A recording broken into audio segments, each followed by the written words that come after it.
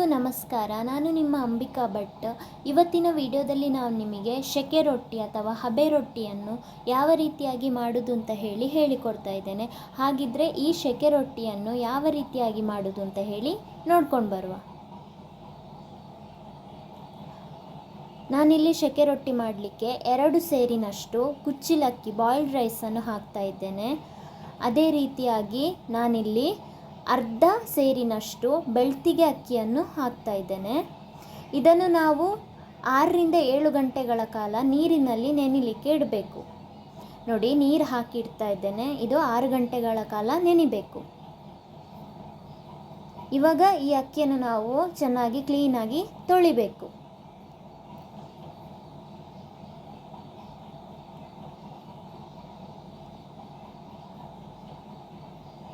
ನಾವೀಗ ಈ ಅಕ್ಕಿಯನ್ನು ಗ್ರೈಂಡರಿಗೆ ಹಾಕುವ.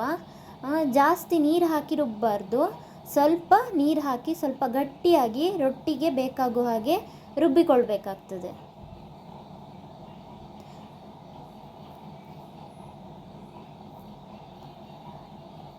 ರೊಟ್ಟಿ ಮಾಡಲಿಕ್ಕೆ ನಾನಿಲ್ಲಿ ರುಚಿಗೆ ತಕ್ಕಷ್ಟು ಉಪ್ಪು ಸಹ ಹಾಕ್ತಾ ಇದ್ದೇನೆ ಹಿಟ್ಟಿನೊಟ್ಟಿಗೆ. ಹಬೆ ರೊಟ್ಟಿ ಮಾಡಲಿಕ್ಕೆ ನಾನಿಲ್ಲಿ ನೋಡಿ ಬಾಳೆ ಎಲೆಯನ್ನು ತಗೊಂಡಿದ್ದೇನೆ. ಈ ಬಾಳೆ ಎಲೆಯನ್ನು ಈ ಥರ ಕ್ಲೀನಾಗಿ ತೆಗೆದು ಇದನ್ನು ನಾವು ಚೆನ್ನಾಗಿ ತೊಳಿಬೇಕು. ನೋಡಿ, ಇದನ್ನು ಇವಾಗ ನಾವು ಕ್ಲೀನಾಗಿ ತೊಳೆಯುವ. ಸೊ ರೊಟ್ಟಿ ಮಾಡಲಿಕ್ಕೆ ಬಾಳೆ ಎಲೆ ರೆಡಿಯಾಗಿದೆ.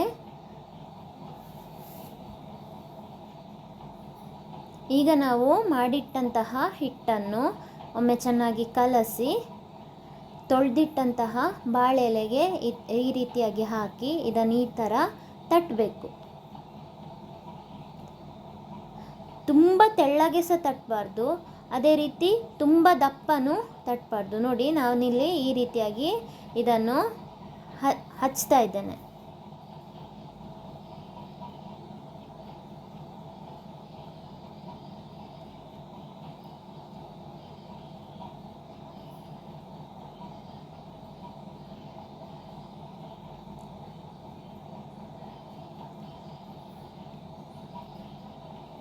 ಇವಾಗ ನಾವು ಇದು ಹಚ್ಚಿ ಆದಮೇಲೆ ಈ ರೀತಿಯಾಗಿ ಇದನ್ನು ಬಾಳೆ ಎಲೆಗೆ ಹಚ್ಚಿ ಆದಮೇಲೆ ಈ ರೀತಿಯಾಗಿ ಇದನ್ನು ರೋಲ್ ಮಾಡಬೇಕು.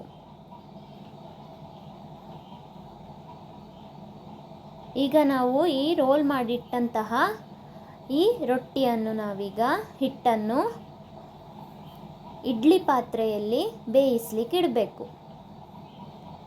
ನೋಡಿ, ಇಡ್ಲಿ ಪಾತ್ರೆಯಲ್ಲಿ ಇಡ್ತಾ ಇದ್ದೇನೆ. ಇದಿನ್ನು 1 ರಿಂದ 2 ಗಂಟೆ ಚೆನ್ನಾಗಿ ಬೇಯಬೇಕು. ನೋಡಿ ಫ್ರೆಂಡ್ಸ್, ಶೆಕೆ ರೊಟ್ಟಿ ಅಥವಾ ಹಬೆ ರೊಟ್ಟಿ ರೆಡಿಯಾಗಿದೆ. ನೀವೂ ನಿಮ್ಮ ಮನೆಯಲ್ಲಿ ಇದೇ ರೀತಿಯಾಗಿ ಬಾಳೆ ಎಲೆಯಲ್ಲಿ ಶೆಕೆ ರೊಟ್ಟಿಯನ್ನು ಮಾಡಿ ನೋಡಿ. ಅದೇ ರೀತಿ ಟೇಸ್ಟ್ ಹೇಗಿದೆ ಅಂತ ಕಮೆಂಟಲ್ಲಿ ತಿಳಿಸಿ. ಇವತ್ತಿನ ಈ ವಿಡಿಯೋ ಇಷ್ಟ ಆದಲ್ಲಿ ಲೈಕ್ ಮಾಡಿ, ಶೇರ್ ಮಾಡಿ. ಹಾಗೆ ಇನ್ನೂ ಯಾರು ನನ್ನ ಚಾನೆಲನ್ನು ಸಬ್ಸ್ಕ್ರೈಬ್ ಮಾಡಲಿಲ್ವಾ, ಸಬ್ಸ್ಕ್ರೈಬ್ ಮಾಡಿ. Thank you. ಮುಂದಿನ ವಿಡಿಯೋದಲ್ಲಿ ಕಾಣುವ.